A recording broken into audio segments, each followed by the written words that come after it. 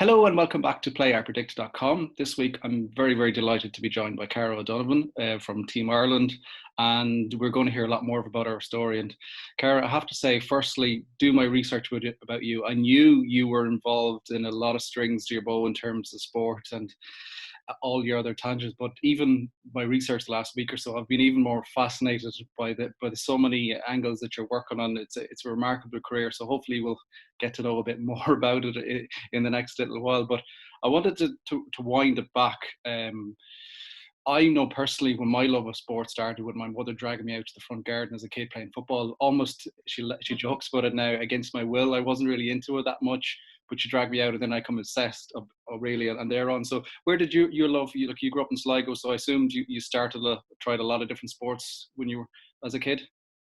Yeah, I can't remember a day where I didn't love sport. I think I was just born I was a tomboy, but I was kind of like a tomboy, but yet I love Barbies as well. So I was a bit of an odd child. Okay. But yeah, I loved sport from day one. And I think my first crush, I remember my parents keep telling me, was like on Packy Bonner when I was like 3. Like I was obsessed with him and just watching football. So it was a bit of a joke then. So I didn't play football, but yeah, I just loved sport from the start. And then as I tried different sports in school. Like I tried basketball and I really liked it, but I was just too short. Like I was never going to be going to America to play basketball. And then I got involved in kickboxing then when I was 12, and that was it. Like I found my sport. It was a total, like straight away it just clicked with me. So yeah, that's how it started. That was it. Was it a sport you always had a bit of an interest in, or was it just one that came available? Like I did a good bit of karate as younger, and it was literally because the coach came nearby to the local village and had some classes on it, and that's where I was hooked. Had you always an interest in it, or was it just kind of another one on the list to try? No, I had no clue about it. I didn't definitely my mother had a panic attack when she thought, oh no, like I'm going to be fighting and get my face busted open. But no, it was very new. It was just happened to be someone that was on the street, or someone that I was playing with was their brother was doing kickboxing. I thought, oh, that sounds good. But it didn't. When I look back, it doesn't really surprise me, because I mean, I was always kind of fighting some sort of thing, like, so kind of took that energy, aggressive energy, and channeled it a bit better for me. Yeah, but it was completely random, and it just so happened that there was a good kickboxing club in Sligo, so that's how I got started. And it was weird because I was one of maybe 1 or 2 girls started with me, or that was in the club at the start. So you were like, I was on my own as a girl in the sport for a long time, but then like now it's, I'd say 50-50, which is like such a big difference in the time since I started. Yeah, no, that must have been a huge change, starting off into a new sport, and then I suppose being the minority is probably a reflection really of a lot of the, I suppose, not the battles, I don't want to go too strong on it, but a little bit of imbalance over your career. You started off in it straight away there, but you found your love, you started doing it a bit more. Where did the kind of the fuel come from then? Where did the major passion come from to take it to the elite levels that you've gone to? It's yeah, God, tough question. I'm not too sure. I think I was always competitive, and I have to be careful with that competitive side of me, because I tend to make almost everything a competition. Like my friends don't even let me play card games with them, because like I just yeah, one of those, yeah.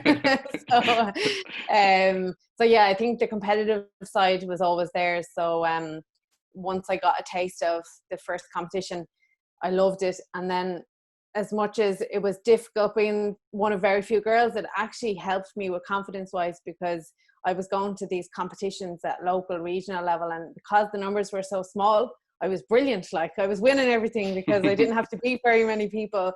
So there is, like, I mean, you can look at that 2 ways, but for me, there was a bit of luck there, because that adds to your confidence. And then when you feel like you're good at something and you're enjoying it, you just keep going with it. So that was, like, I guess, the start of the competition side of it. And then when I really took it up to another level, because in kickboxing there's loads of different governing bodies or world federations, so I started competing in a number, but I've gone into the different ones. I competed at ones that would maybe be a lower level, and I was the world champion at 16, and I thought, oh, like, I'm brilliant, like this is the best thing ever. But I wasn't training that hard. Like, I'd say I thought it was training hard, but you're like a big fish in a small pond, so like training 4 or 5 days a week just one session a day. And then that's what it took to be like the best in the world. And then all of a sudden I started going to these more difficult competitions. They're called Wacko kickboxing.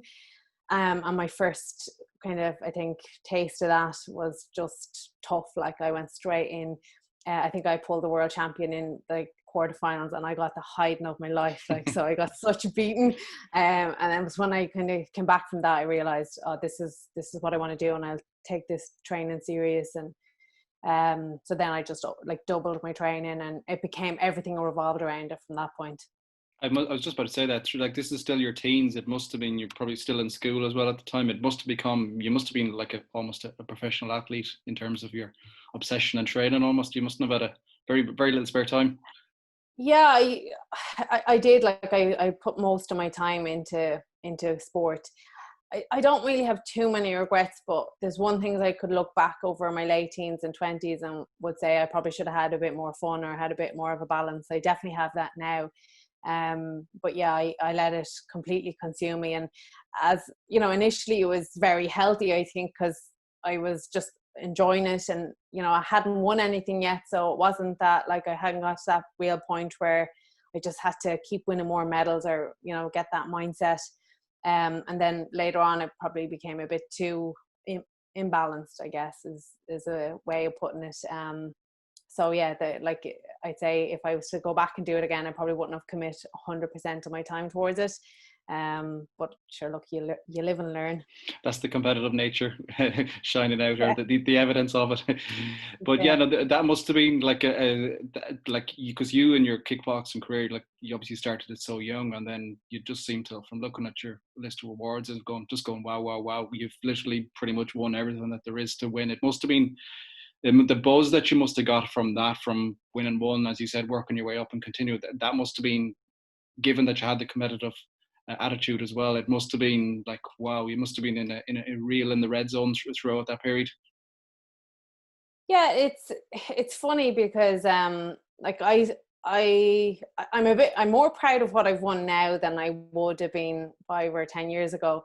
Like Okay. back when I was winning a lot of stuff internationally, especially at the start, nothing was really ever enough for me. And I could have, if you had said, you know, you've won everything that there is to win in the sport, I probably have won a medal at every level in the sport, but it was never enough. Like I think that's when you get that competitive side gets a little bit too unhealthy, that you always want more, and it's kind of like you get almost hooked into this kind of winning and chasing medals, and then you get one, and like the first time you win a gold medal, even say at a World Cup, like that feeling's brilliant, but it lasts like a day. And you know, and it's in a sport where, especially in Ireland, like internationally it might be a big sport, but in Ireland like nobody cares about it. So like you win something big, and you know, that feeling, you come crashing back down pretty quickly. So it's it's a weird kind of, I guess it's a weird feeling. Like I probably should have enjoyed those moments a bit more, but yeah, I spent, like, even though I had a good bit of success, I probably wouldn't have been as happy, or I didn't enjoy the moments as much as I should have, I think. Probably is it more of the fear of losing as opposed to the joy of winning, sort of that sort of mentality in a weird way. That's what it can become. And you almost, like, at the start it's like you have this goal to reach the top and to win something, and then you do it, and all of a sudden then you expect that, or you put these pressure on yourself that you're expecting yourself to keep winning, so you don't enjoy it. You're just relieved when you win. And then the days like, I can remember World Championships where I got a bronze medal and I put the medal in the bin. Like, I was that upset about it. Like, wow. I mean, and it was a nightmare. Like, I mean, of such a dose I was, like, to behave like that. It was it was daft, really. But then I think I've changed. I think I've mellowed a bit in the last few years. And I don't always like saying that, because then you see somebody, like, that could be somebody's absolute dream to win a bronze medal at a World Championships, and to see somebody else rubbish that or to try and taint that, it's not a very gracious attitude. Like, if you know, I was probably a bit difficult to deal with and a sore loser. So I don't even know where I'm going with that, but I think I've got a bit sounder over the last few years. I like to think. Like, I know obviously like the sports are self-based, they're so intrigue sports, but your coaches and stuff, looking back on that attitude, what in a weird way it must have been great, like obviously to be so driven, but you must have been a bit of a, I don't want to put the foot in too much, but you must have been a bit of a nightmare for your coaches at the same time, were you? Like, if you're there, I'm there the bronze medal, I don't want that, next. I think I still am a nightmare for coaches. Okay. But in different ways, I guess. Okay. Yeah, I mean, well, it's hard because when I was part of the kickboxing setup, when I first came into the sport, our team was good, but we wouldn't have been like the best team in the world. And over, say, a period of 10 years, we got to go from making up the numbers to being one of the top teams in the world. So it wasn't just me with that attitude. It was like the culture of, I mean, I wasn't the only one there, that was like a common attitude in the team or in the squad. So when new people came in, they would have watched the more established fighters and learned fairly quickly that you don't settle for, and maybe some people think that's a good thing, but and it can be a good and bad thing. I think it's somewhere in between is probably the best way to be. But so from a coaching point of view, I don't think that was the difficult side. But I'd say, if I was to be honest, I've always struggled with being, put into certain boxes and have like so many, I guess, routines placed upon me, and not being able to do what I was told. Like, I question everything, and so I'm probably more like that now. So I think I'd say my coaches, they're happy with me, but I'd say I give them a few headaches as well. Challenging. Because challenging, that's what I say. Because even you look at the Last Dance documentary with Michael Jordan, and he's kind of mellowed a little bit now, but he was a challenge to his teammates and coaches as well. But I guess ultimately that's the mentality of a winner. You have to be that self-driven, and particularly when it's not a team sport, you're doing it all for yourself. It must have been like, I don't know how you manage that throughout your teams. Like, you're going all on yourself, you're coaching, and then you're traveling around winning competitions, and then all you can think of is the next one. It has to be. I can't get my head around how you manage that. Like, the utmost respect for you for being able to do that. Like, that's that weird mentality that you have. Not weird, that winning mentality is. No, it's a winner. It's a winner, but like, to be able to, because like it had to be like, although you probably enjoyed it, and you said you probably should have enjoyed other aspects of your game, but at the time you're in that red buzz, you're flying around, you're living your dream pretty much, aren't you? You're pretty much a professional athlete. Yeah, it was brilliant, because I think the biggest thing for me was that I loved the sport, but sometimes I look back and think, okay, maybe I should have chose a different sport where, it wouldn't have been financially so difficult, or I would have got, paid to do what I love. Because I think in sport, maybe I wouldn't have been any good at a different sport, but I'm not so sure. I think sport seems to just be something that I can do. But yeah, like, it's, no, I don't even know where I've lost my trail of thought there. Anyway, so sorry, Jonathan. You have to come back to me again with that question. We'll dig at it another angle again. So you've gone through as I said, you've gone through the kickboxing circuit, through your teams, from starting from an early age. You pretty much win everything that there is. Where did the transition across to karate? Was that the Olympic dream, or was that a case of the mentality is there's no more else to win here? Or where does that change around? Because I suppose it is a drastic enough change to move codes like that. Yeah, it was like a combination of a few things. I think one of them would have been, I was struggling to motivate myself in kickboxing. Some of the things that I had, I guess, done to try and motivate myself in kickboxing would be switching weights, or anything that would have challenged me, and the Olympics just wasn't going to happen for kickboxing, and I was probably sticking around for that, and naively believed the powers that be in the sport that it was going to happen within my kind of lifetime of fighting. So when then karate got announced, and that was going to be in the Olympics well, which was supposed to be now, but next year's Olympics. We'll talk about that a little bit. Yeah, so when that got announced, I thought, well, look, I'll give this a go. And I didn't make the full switch for a few months. I was still doing kickboxing and karate in 2017, so I was doing like a couple of classes a week in karate, and then I entered the nationals, and that went quite well, and I enjoyed it. And I just thought, well, here, look, this could be your only shot. I may as well just move over, give myself a new challenge. I'm enjoying it more. There's less stress around it. There's yeah, so it was a new challenge, and it was kind of interesting to me to kind of go back down to the bottom of a sport where you're literally like nobody knows you, you're not good, especially internationally, and then just try and climb my way up. So there was that, but really I think the main thing was the Olympics.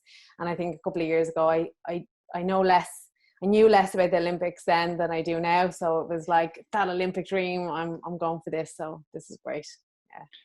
Yeah, because although you will know a lot more, but the basic martial art knowledge I have is there's quite a difference between the two codes. It's not as if you're automatically going to pick it up. Like you have to completely, I suppose, rethink your technique, and even the process in terms of fighting. I'm saying karate is a lot more intense. It's a 1-2 minute round, so it's a lot.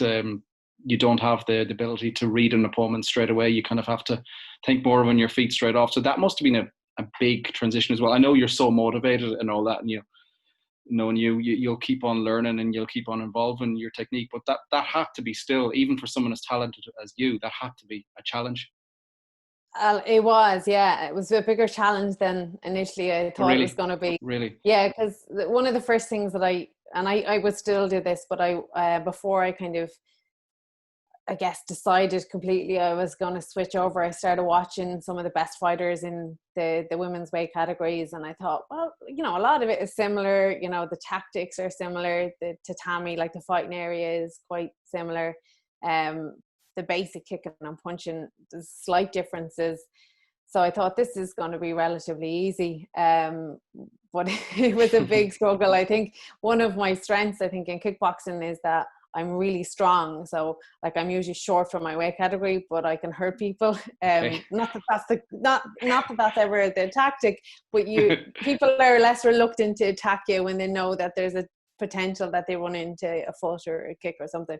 So that strength was straight away taken away from me because karate is limited contact. So I couldn't, I was getting warnings left, right and centre for hitting people too hard. The flags were out 90 at the start. Yeah, exactly. So that was a big challenge. And then technically, the scoring techniques in karate are slightly different, but that slight difference took me a long time to grasp.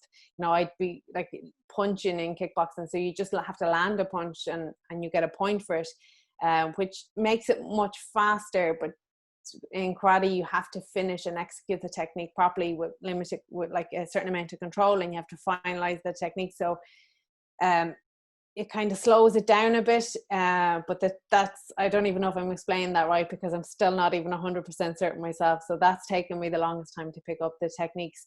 And then I think the other part of it, which I always knew was it's part of every sport, I think, but so like in kickboxing, because I'd been there for so long and I'd won things, when you step out to compete and you have 3 judges, they straight away know that you're good because you're all on the circuit together. And even if it's not a normal, like a conscious bias, on a subconscious level, they expect you to win. So they're, you might start, like, I guess on a subconscious level, you start with a slight advantage.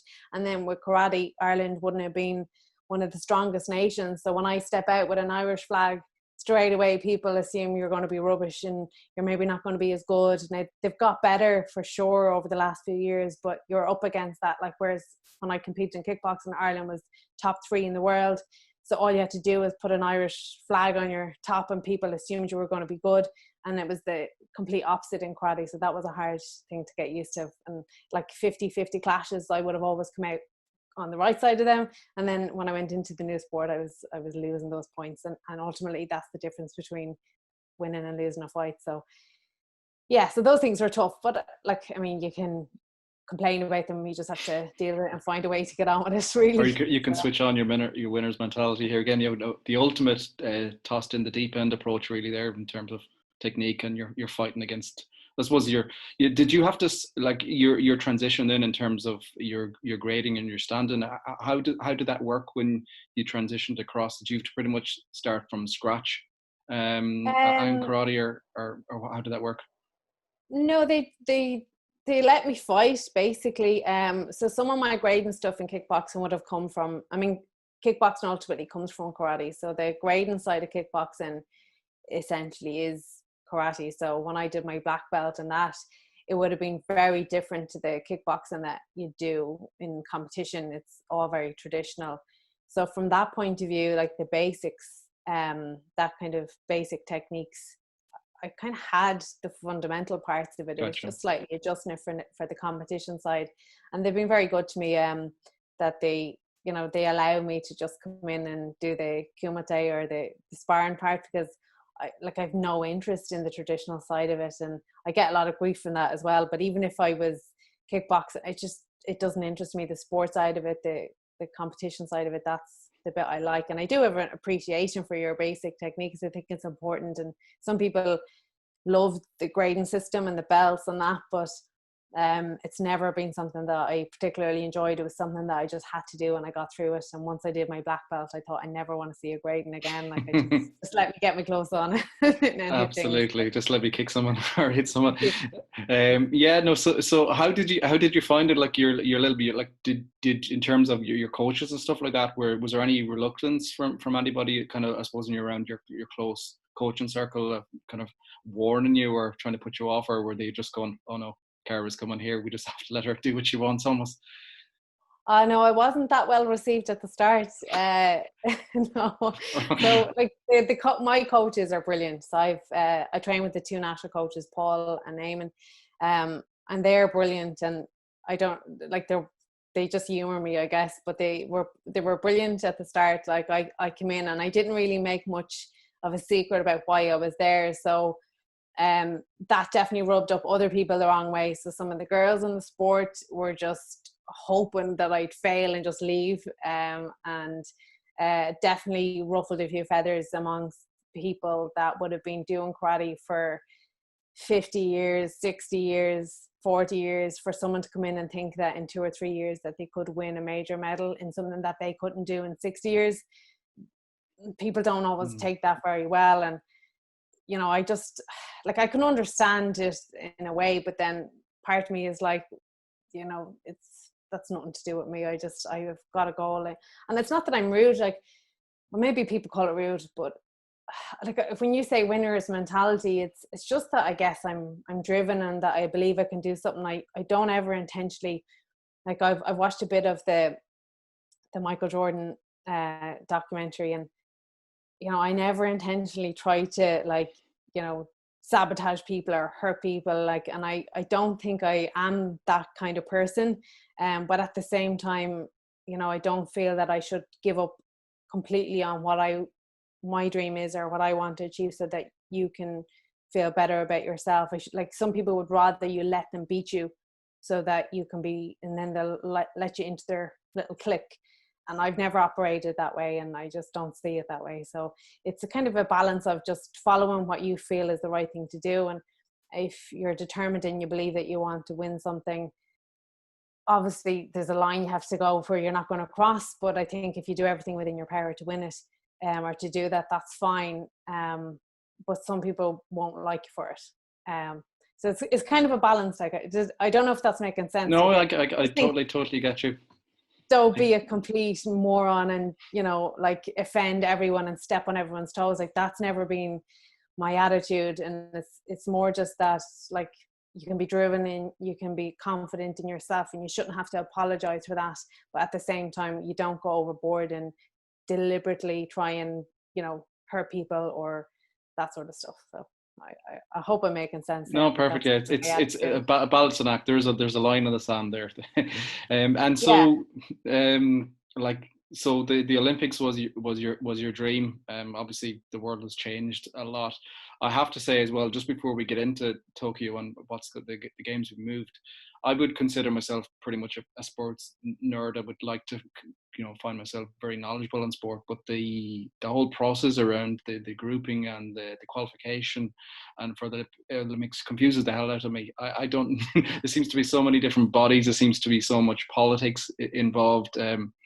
I find myself getting infuriated at times just reading about the stories. I don't know how you guys manage in there, but the qualification, what is your, how, I suppose, what is your roadmap, or have you got your head around all of that, or is it a huge frustration? I remember chatting before to you, I was like, I'm totally confused. So I don't know how you manage with all that. Yes, the qualification system was up in the air when the pandemic started. So for a few months we didn't know exactly how that was going to work. And initially, I think the World Karate Federation made a bit of an error. So they went ahead, I guess they jumped the gun a bit. So they announced that X amount of athletes had all qualified. And then they realized that that went against all the pre-approved criteria, and that there had to be discussions around it. They couldn't just maybe make those decisions straight away. So they had to backtrack on that. And it meant that the 3 or 4 athletes per weight category that had qualified have now lost their qualification spot. They're going to have to go back and do it again.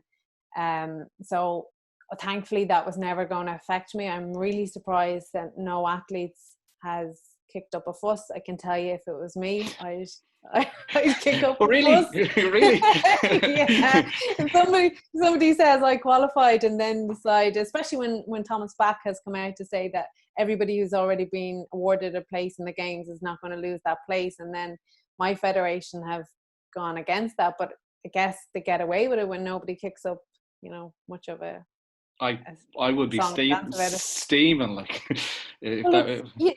that's the thing, like it's yeah. huge. It's not just one event. Like people have possibly put 10 or 20 years to get to that, and particularly in karate, where it's the first time sports in the games, and possibly the only time, because they're not going to be in for the Paris games. Like it's a huge amount, and maybe not so much Ireland, but other countries like France and Japan, like they've invested millions into getting these places, and then all of a sudden you tell them sorry, no. But I guess you can't,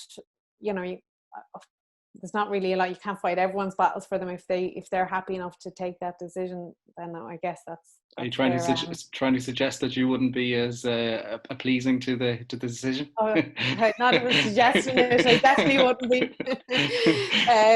But because I was injured anyway. So back to how I can qualified. I spent the guts of a year injured last year, and that pretty much ruled out qualification for me through the ranking process, which was where you travel the world basically and collect ranking points, and whoever's top of the ranking list gets to go. So for me, it was always going to be this world qualification event, and I have to finish top 3, and that hasn't changed. So what they've done now is they've just moved it to June of next year. I still don't know what country it's in. It was due to be in Paris, so it's likely that it could be Paris again, which would be very convenient if it's in Europe. But to me, that's the focus, and I'm going to sound like every single athlete here, and I say it gives me an extra year and I have more opportunity to get better. And like, you do have to try and be a bit positive, as much as like that's just the cliche response. But from a qualification point of view, that's what I have to focus on now. So June of next year, and then that's if the games go ahead. Like there's still that kind of question mark over whether this pandemic is going to be under control. So yeah, we'll see. But I have a good idea now what's going to happen. What the plan is, I guess. Yeah, well, no, you're right. It certainly isn't a cliche in your situation, given the fact you had your horrible injury, and then of course as well, don't forget that you're still relatively new in the sport. Right. As some people will remind you. So you have one of those 16 years of people that have experience behind them that everyone's frustrated that you don't have. Yeah, you can have an opportunity to gather a bit more, keep everyone happy. But not known, and obviously look, it's a little bit surreal at the moment, the fact that it is a pandemic and there's so many other things that we just don't have control of. But does that for me, again, that would be very frustrating, not having a clear roadmap. You're kind of almost sure of what your roadmap will be and what you need to do, but that uncertainty the last while as well must have been another big challenge to manage that. I know obviously that the world is we call it bigger problems, and people are dying, and it's horrible and all that. But you, as your motivation, that's your dream, is to take part in the Olympics. It is. Did you find that? How did you find that kind of period? I suppose still finding it. Yeah, still. Well, it's not too bad now because we're back training. The gyms are open, so I think that's been a massive benefit anyway. It's something that's kept me a lot happier in the last couple of weeks. I think from one point of view, it hasn't been as bad as it could have been, because I think I went through a lot of this when I was injured last year, thinking, oh no, I can't train, or this could be the end. I might not go back playing sport. And how do I deal with that? And I struggled massively last year from just mentally trying to get to grips with, if I don't compete anymore, what am I going to get to replace that challenge? So this time it was a bit different because you're not injured, so you don't understand why you're not like leaving the house or going training or whatever. But I think like it wasn't as bad. I think as like the first couple of months were brilliant. I thought, this is great. I'm going to have time to myself, and I'm going to spend. I was lucky. I was in Sligo. I was in my mum's house, so I got to see family for a while. And then I think the last couple of weeks before phase 3 started, that's when I was just going a bit like starting to lose it a bit. And I probably had a few rants on Twitter as well at certain sports being allowed back before us, and which was just like throwing all my toys out of the pram. But basically, it just was. I think it was getting to everyone, but like I tend to shout it out when I'm stressed out. But yeah, the last few weeks have been fine. We're back training now. When you think of the like uncertainty around qualification and that, I'm kind of okay with that. If it turns out that the games don't happen, I'll be upset. But like it's not like the be all and end all for me anymore. Like a few years ago, that would have crushed me. And now it's like, it's in context. Like it's something I love to do. It's nice to win stuff. I'm still competitive, but if there's a global pandemic that causes the games to be finished or to be off, then like I'll find something else to do. And then I guess the other thing as well is that the style of fighting that I have, it doesn't take me a huge amount to prepare. Like some people feel like those 3 months, I know from speaking to some athletes, those 3 months where they couldn't train, like that could take a year or two for them to get back to the level that they were at. Whereas I've never really felt that way. I maybe I should know more about sports science, but I don't always get into the whole peaking thing. And I mean, I definitely believe in some of it, but I just think, if you're able to fight, you should be able to fight with a few weeks training in you. And maybe that's old school thinking, but it's certainly helped me, because it means that like I don't panic when I don't have a 12-month training plan ahead of me. Like if I get 3 months to train, I'm happy at it. That's the way I'm thinking. I could be totally wrong. I could lose everything and you'll be coming back to me on that. Yeah, what went wrong here?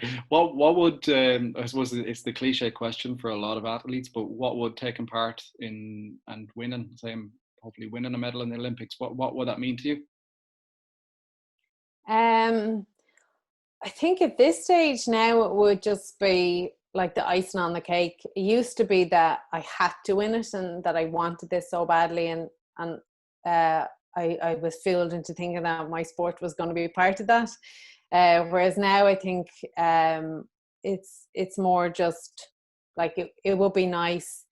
Like I'd certainly be very proud of it, and I think more just that I think I'll be happy though if I've given it my best shot, and if there's things that are out of my control that have gotten in the way, then so be it. I think sometimes we put too much value on winning stuff, and I know that like you're as good as your last fight, or you're forgotten about very quickly. So even if that's an Olympic medal or a world championship medal, I just know that from experience that it's not going to make a huge difference to your overall life. I mean, that's just the way I look at it. So it's more just that I'd be proud, I guess, and that I've given it my best shot. I probably dare I suggest if the Olympics took place earlier in your career, it would probably be a different mindset, attitude towards it. Almost like we call it your obsessed phase in your early teens at the start of your career. Yeah, I think so. I think Yeah, I think, and maybe that's just, age gives you more perspective or a bit more maturity. But yeah, I probably would have had a different attitude towards it. I probably would have lost the run on I myself as said well if I got there. if the lockdown had happened during that phase of your career, you might have seen red Right, altogether. yeah. Yeah, and I can understand that. Like, I see a lot of younger athletes and they're really devastated by it, and I can totally relate to that. And then, I feel kind of, I feel bad for them because there is a attitude towards sports people and towards athletes, that, they're not entitled almost to feel upset about things because there is so much worse things going on in the world. But I just think no matter who you are, whether it's sport or not, if you feel a certain way, you're allowed to feel that way and you shouldn't be shamed about it. So, but yeah, I can totally relate and I can see how difficult it is. And they probably think I'm mad with my relaxed attitude about it. I don't know. They probably think I don't. But maybe not them, but I know there's people in my sport who would nearly not select you. If they had the power to select you for a team, they wouldn't because you didn't want to die for it. Like, there is still that kind of old school attitude that it should be your full focus, put everything into it. But that's not going to be my attitude now. I've done 10 or 15 years that, and it didn't pay off too well. So Yeah, I do find it interesting. I have to say that how your attitude. I guess it is us all getting a little bit older, more mature, and maybe wiser. Yeah, you can go look back at some of the stuff that I would have early in my career, and you cringe at it now, and like, why didn't you do? Why didn't you go off and take that holiday? Why didn't you go off and celebrate this or go travel or whatever it is? You definitely do that. Do you feel that's something that's helped your kind of sport and performance as you've, I don't know if less obsessed is the right word, but more balanced is probably the best description of it over the, I suppose, the phase of your career has improved you a lot?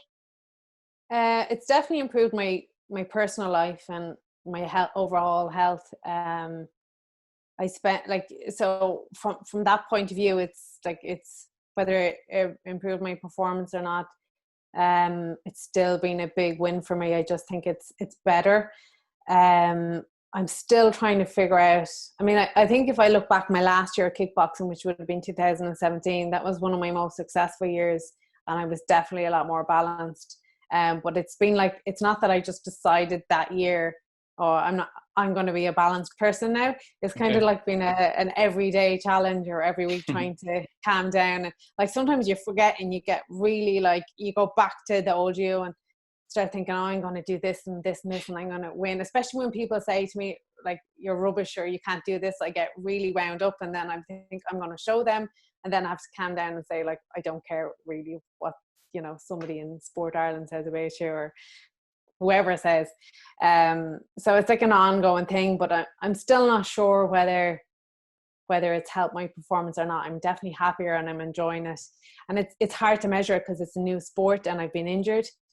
I think if I was still in kickboxing, maybe I'd be able to see. And I think that's one thing that I'd love to find out, because there's a huge question mark over whether in order to win, you have to sacrifice too much or you have to endure certain conditions. And I'd love to find a system or a number of athletes where they can genuinely say that they've had a balanced life and they're happy. They haven't had to put up with any rubbish from abusive coaching systems or anything like that, where and they've won everything. So I'm not too sure. It's a really it's a brilliant question, but I'm just not sure of the answer, because it's hard to compare when you're new in a sport. Because if you to take it from an international point of view, like, I'm not winning world championships in karate, but maybe But maybe before my time's up. you're so new as well. Like, you're still learning the sport in reality, as well as coming back from a serious Yes, injury as well. So it was the injury, and then I think as well the governance issues with karate didn't help. So that kind of distracted me a bit, but I still don't regret that. I don't know, without even going into it, but standing up for younger athletes that maybe didn't have the same courage to speak up or that sort of stuff. Like, I don't regret that, but I think that definitely held me back from performing at world championships. So there's lots of things there to look at, but I sometimes, like, you can look back and think that these things are more important than winning medals. Yeah, like I wanted to chat to you about that. Like it's like ultimately, I suppose there's I was going to say shady politics. There's politics in all sports, and there's particularly when there's so many different governing bodies as well, and everybody is looking after their own agenda, and you're still fighting the case for so many issues as well. But you appeared to me, without knowing the whole situation too well, that you've almost made a stance that it's not your responsibility, but that you want to kind of look after the bigger picture, and you're not afraid to, sacrifice yourself. And I go back to the Colin Kaepernick situation in the US with NFL, where I think that the Nike ad sums it up perfectly. Is what is believe in something, even if it means sacrificing everything. Um, but where you do say the right thing, even if it's meant to be said, and you will have sacrifice. And that, like, you seem to be very competitive. I don't mean this in a disrespectful way. I mean this as a compliment. Very kind of, you say what's on. There's no holding back. There's no filter at times. If there's something there, you'll say. But I mean that as a compliment. Where was that always something that you kind of were cheesed off with certain situations and certain scenarios through your career, and then you went, no, you know what, enough, I have to say something here? I'm just curious about, I know I'm kind of waffling a little bit, but it's a huge area, and I'd like to hear a little bit more of kind of your point of view of it. Yeah, I mean, I definitely didn't just wake up one day and all of a sudden I'm think, gonna fight everybody. I'm going to fight the system. No, but this has been something that I've seen. So kickboxing was a sport I was in for the longest time. And there's been issues with that throughout, certainly from the early days. Political, and without even going into like the individual instances, they were just consistently dotted throughout my career. Stuff that didn't sit well with me, and just athletes not having any say, and just being literally being counted as a medal, and not nobody seeing you as a human being. And there was times that I spoke up in kickboxing. It wouldn't have certainly made any news. It wasn't like newsworthy stuff, but I got adequately punished for it, and punished in a way where I couldn't prove I was punished. So whether that meant I was absolutely shafted by referees at a national championships and didn't get selected, things like that, they happen all the time, and I backed down then. So like I'd have that would have been enough to put me back in my box, I guess. But I would have been hugely resentful, because when you hold back who you are and your opinions and things, I think they just stay buried inside you, and then you just have loads of resentment towards the system. So when I was switching to karate, I kind of made a deal with myself that no matter what happens in this sport, if some of that stuff comes up again, you're going to say it, and you're going to see it through. You're not going to be like take any of that rubbish. Quietened our. Yeah, it's almost blackmail in a way, isn't it? Like, oh, we're going to shaft you in every decision, or we're going to make your life hell as much as we can. Well, that's what they do. Like, that's the thing with sport, and it's a really strange one for me, because my personality is quite straightforward, and I love to be able to just have a direct conversation with somebody. But in sport, you don't find that at all. Everything is so cutting, so polite, so like it's real, like, yeah. And we're all a family, and this is all great, and it's just a very strange dynamic.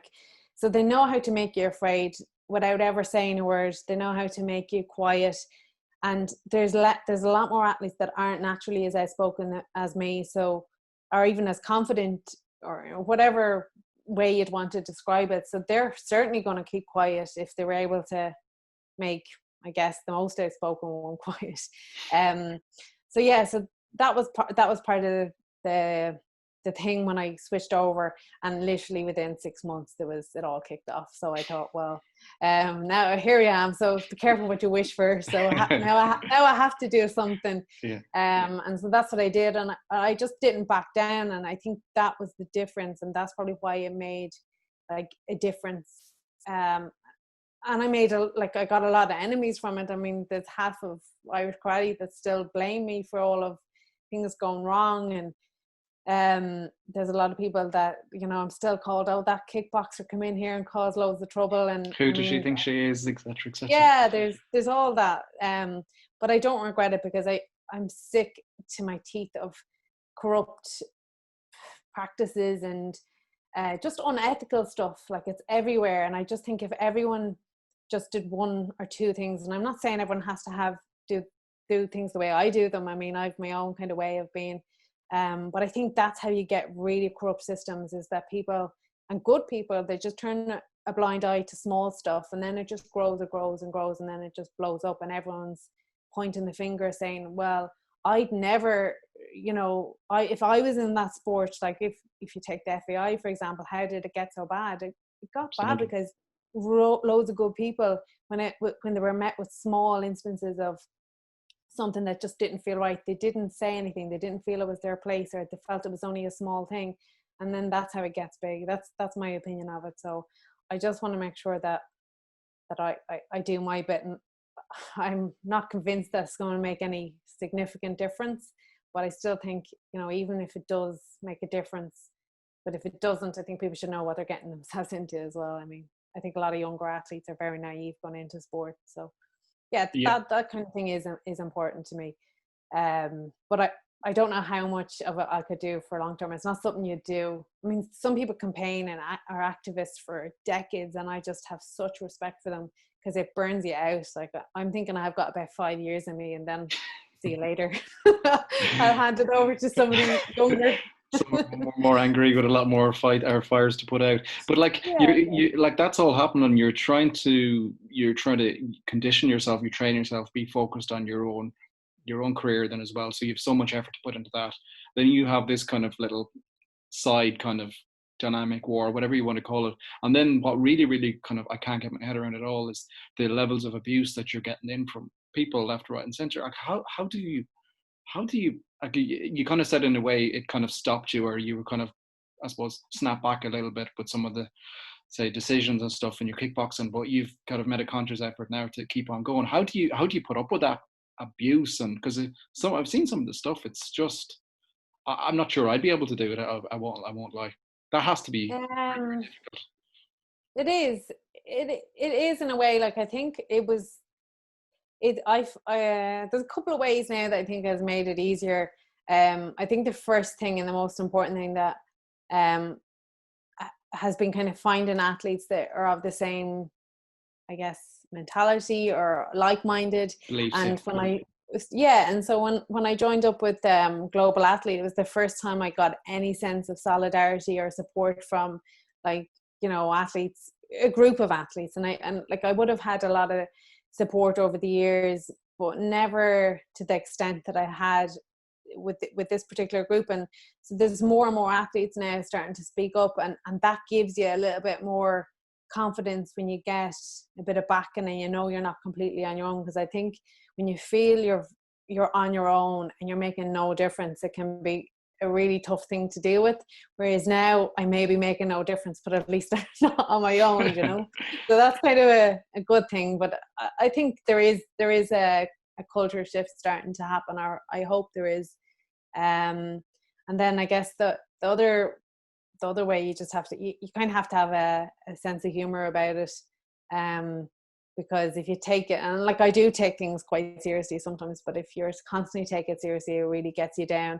And you have to be able to switch off from it. So that's something that I've tried to learn how to do over the last kind of while, is just switch off and don't take things like, if people say something about me that I just know isn't true, like, or if it comes from somebody that I would never take their advice from anyway, I'm certainly not going to take their criticism. So those kind of are just tricks. But I think knowing that there's people out there that are going to support you and that have the same kind of, I guess, not even so much the same beliefs, but that they support your right to express your belief more so than anything else.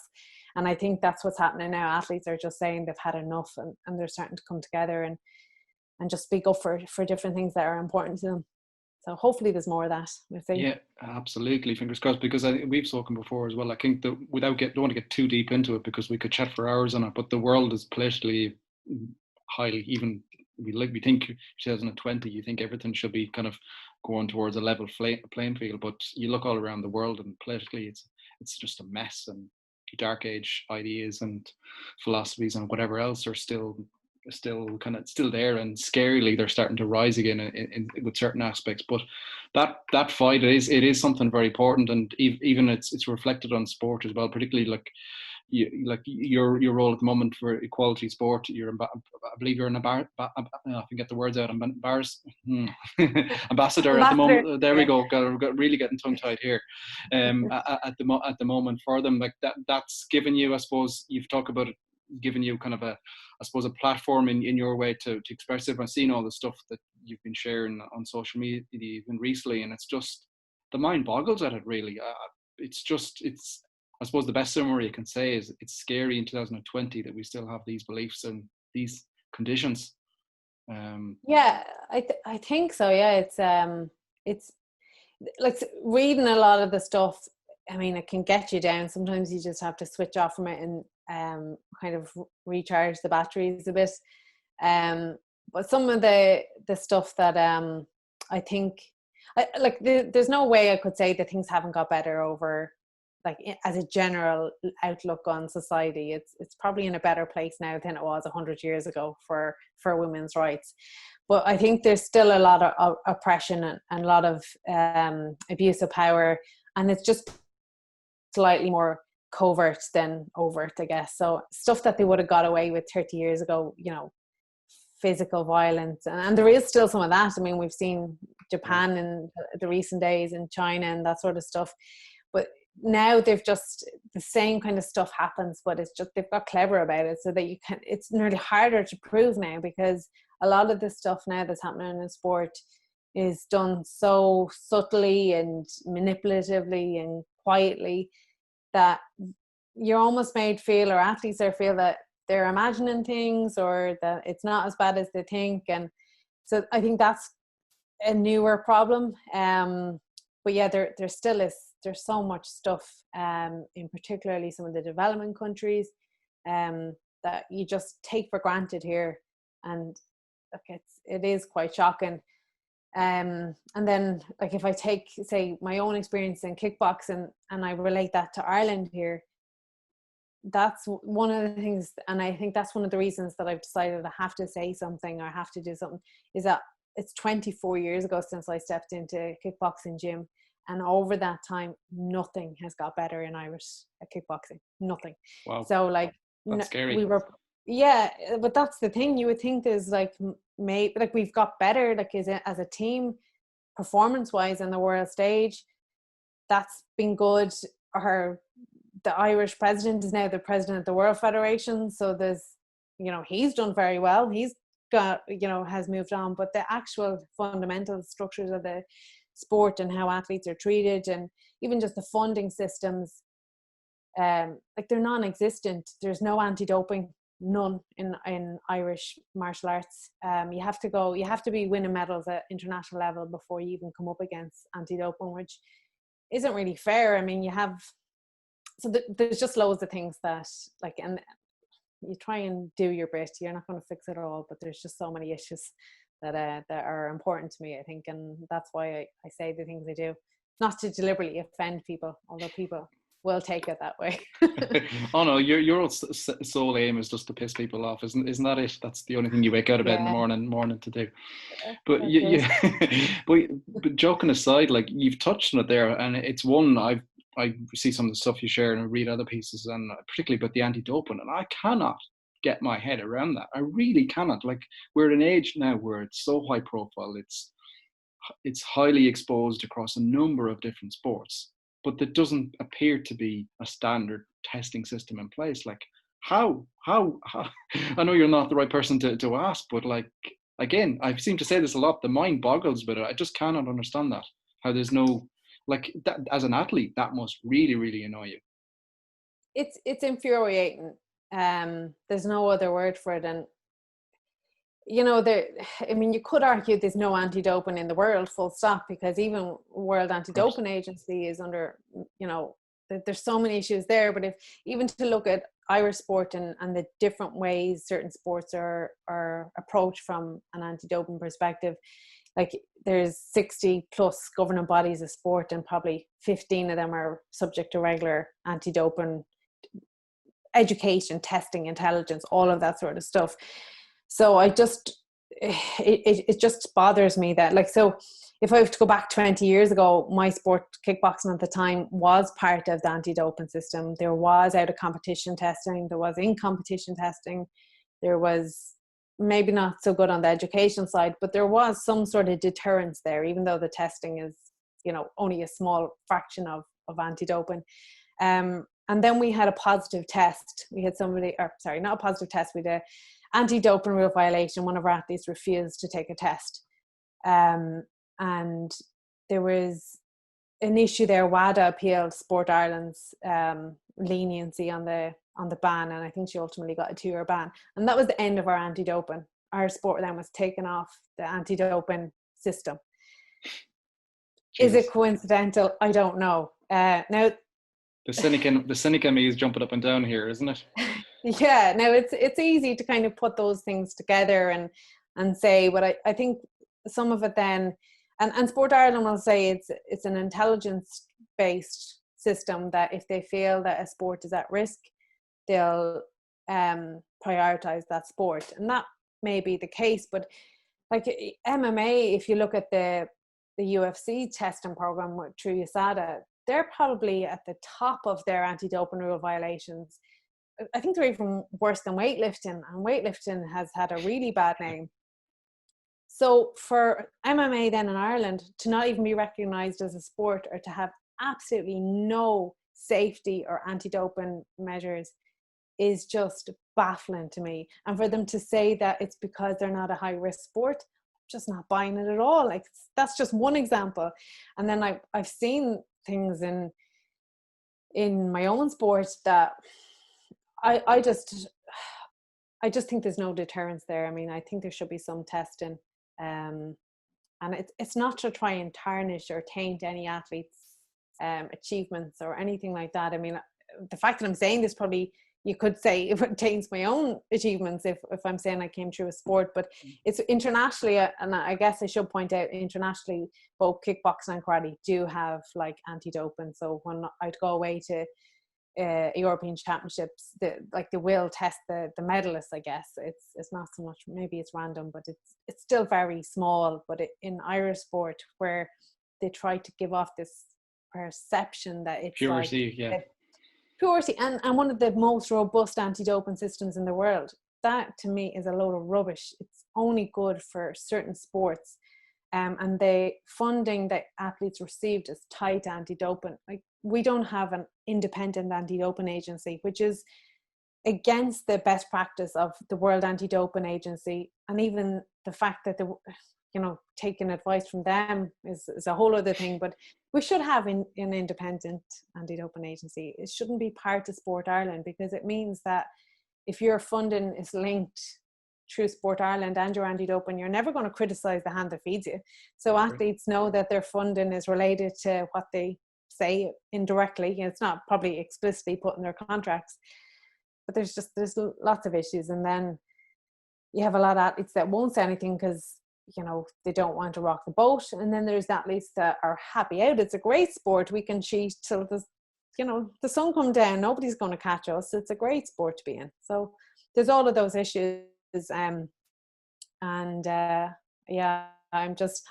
I've lost hope on that one. I don't think we're going to get much better from the way that the system is set up in Ireland. I think maybe internationally there's more maneuver for better change, but I think as Sport Ireland stands, they're never going to bring anti-doping into some of these sports.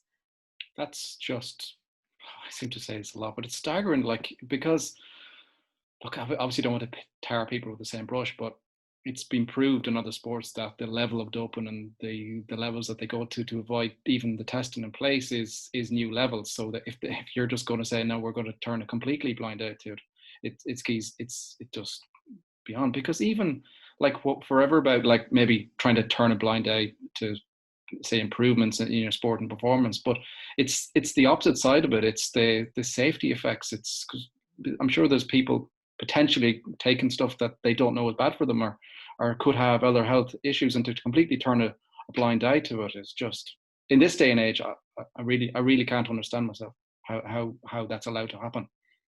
Yeah, I think it is kind of, it is shocking, and maybe they don't believe what I'm saying, that there is an issue there, or it could be just a complete lack of resources and they don't want to acknowledge that. At least I think I'd have more respect if they come out and said, look, we only have enough money to focus on athletics, cycling, rugby, or whatever it is that they're going to focus on. But that's not what we hear. And yeah, it is frustrating, especially from a health and safety point of view. And I think unfortunately, I think what's going to happen is it's going to take a tragedy before. Yeah, sadly, isn't it? Tragedy or a scandal. That's the only way you really get action. And one of the things that I talk about sometimes is the fact that we've no regulator in Irish sport. I mean, that is, it's baffling, considering the two major scandals we've had over the last 4 years between the former Olympic Council of Ireland and then the FAI recently. And they're the ones that we know about. They've just basically proved that Irish sport cannot regulate themselves. And for us to have nobody, like, if you want to report an issue with your sport, you report it to the people that you have the issue with. I mean, it's just insane. Counterproductive, isn't it? Yeah. So I sound like I'm giving out so much now. No, Sorry. this is great. Get it all off your chest here. But like I know we laugh and joke, but as you say, that's the scary thing. Ultimately, it will take either a big scandal, and everybody will eventually, like we've seen with the FAI or whatever, there'll be a little piece of info that'll come out, and then they'll start scratching, and we'll see a bit more. Or worst case scenario, and really hope this doesn't happen, that somebody will die from taking something that they shouldn't have had. There's a long way on the battle to go, and whatever about some of the other battles that you may be quieting on, please don't quieten on this one. Yeah. No. I mean, I probably won't. Like, sometimes I think I will, but I know I won't. But I mean, one of the things that I kind of worry about as well is that it's all with smaller sports, so the potential for that to be a scandal is even smaller again. Sure. So something like on a smaller scale could be happening, like what's happening in the FAI. But we might not ever hear about it because there's not that general demand. It's not maybe in the public interest as much. So, and like the sports media and journalists, I mean, they're already under pressure as it is, and lack of resources and time and all that sort of stuff for that. So for somebody to like, and ultimately, in my opinion, it's the media that do this job the best. They're the ones that unfortunately unfold all of these issues, and then it forces organizations to act. It shouldn't be that way, but maybe it should be that way. But I credit the media in particular with doing a huge good service to sport and fixing this sort of stuff. But when you've got a small sport, it doesn't really warrant that time or resources, so we might never hear about it. And I think the powers that be, they fully understand that. They know that a sport like my sport is not going to have the same impact if I kick up a fuss than somebody who's in rugby or in Irish football. And the system then continues to operate like that. So we've a bit of work to go before changing that, but hopefully it will. On the right path, hopefully. But I suppose leaving aside the couple of issues we discussed there, as a whole, do you feel like your sport is represented enough in mainstream media? Like, I know you're involved in iRadio as well, with your own sports show and stuff like that. So you do have a big interest in media. But do you feel like your sport gets the coverage it deserves?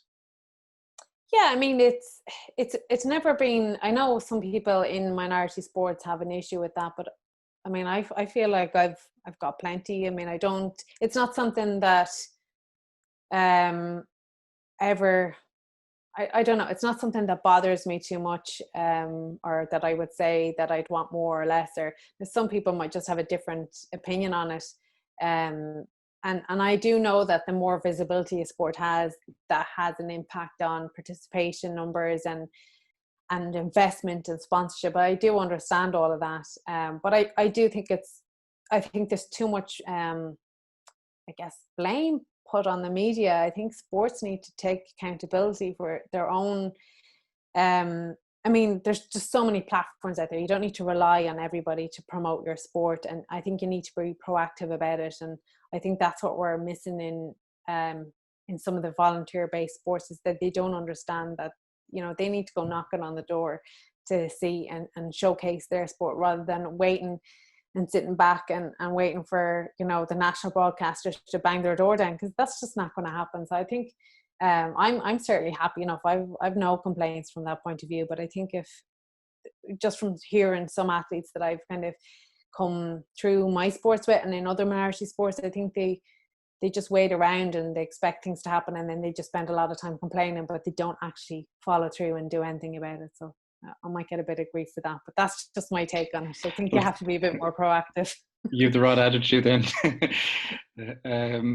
Very good. So yeah, so you like, just we'll soon have to wrap it up because I'm taking so much of your time, but also you've kind of involved the last couple of years as well with athlete mentorship. We've seen you do some TED Talks, seen you do more public events, Sky Sports ambassador. Do you enjoy, I suppose, that mentoring slash coaching side of things, as well as passing on your words of wisdom from your successful career? I love it. I think it's one thing that I kind of landed in. I didn't know anything about this athlete mentor roles, and then Sky Sports, I've just seen an ad for it and I thought, what's this all about? And this was the first program I got involved with, and they were looking for athletes to be part of this Living for Sport program, and it was brilliant. It was the first time I got to go into schools and talk to young people about my sport. And then, you know, I just realized that somebody could pay you for talking, and I never shut up. So I thought this is a good thing. Winner. yeah. So and then I kind of came across that program, then pulled back out of Ireland, and they went more towards the GAA. But then I got involved with a couple of other ones, and I also saw it as a really good way to talk to young people about, without depressing them too much about sport. It's a good way to talk about some of the ethics and some of the values that are important in sport.